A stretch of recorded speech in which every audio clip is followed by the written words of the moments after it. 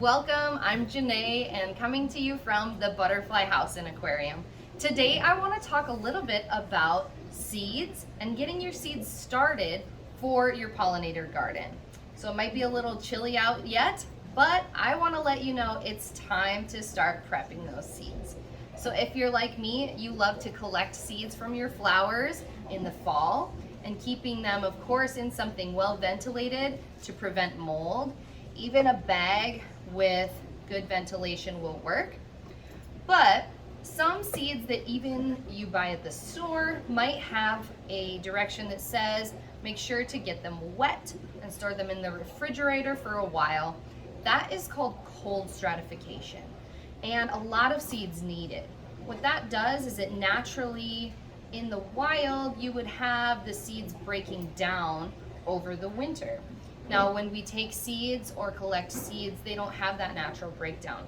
So by getting them moist, putting them in the refrigerator, that provides a time to help break down those seed shells and also promote germination.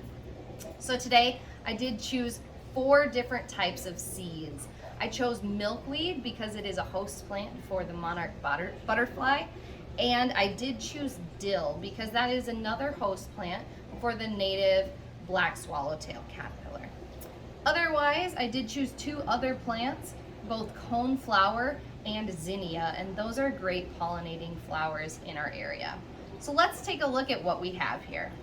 So your first task is knowing what kind of seeds you have and doing a little research. You can see here that the coneflower, those seeds do need the longest of our 4 seeds, and that is 8 to 10 weeks in that moist, cold environment. That goes to say that milkweed needs about 3 to 6 weeks in that cold, moist environment, and dill and zinnias really only need about 24 to 48 hours. So I'm going to teach you just one of the many ways to cold stratify your seeds.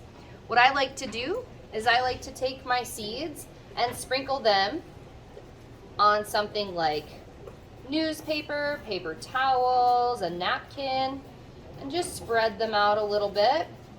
Once I've got those nice and spread out, I do cover those up and bring in some water. I'm going to gently give them some water, get that nice and saturated. And I'm going to do that with each one of these seeds here. Now, as that is soaking in, I will spread these milkweed seeds. Now, what I find is best is these can be pretty densely packed as long as they stay moist.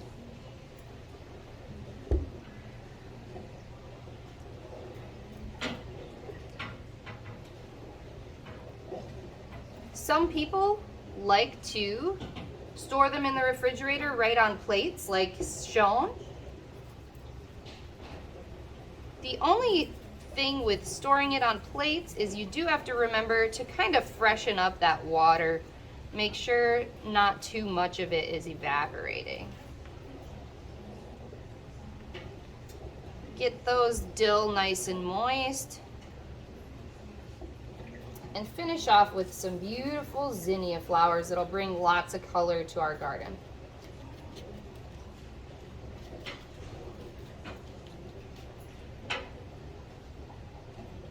Now that your seeds are nice and moist, you can do a couple things with them. You can either store them in the fridge as is, or you can choose to put them in a Ziploc and label that Ziploc well. Now, these have altering times that they'll be done. So for me, I have to set an event on my phone or an alarm in order to remember to take them out. But if you're just getting started, remember to pick up seeds. Here at the Butterfly House, we have native milkweed seeds and a free guide to your own pollinator garden with native butterflies and pollinator plants. Thanks, guys. I hope your pollinator garden goes well.